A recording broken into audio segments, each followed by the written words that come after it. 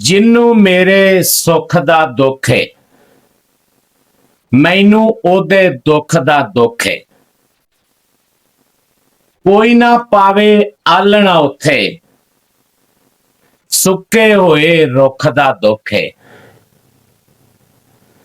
लोकां दियां गल्लां जरदी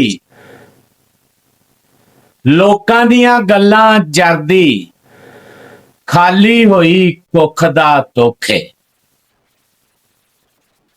भोरा भोरा चुनना पैंदा एक भोरे दी भुख दा दुख है। भोरा भोरा चुनना पैंदा एक भोरे दी भुख दा दुख है।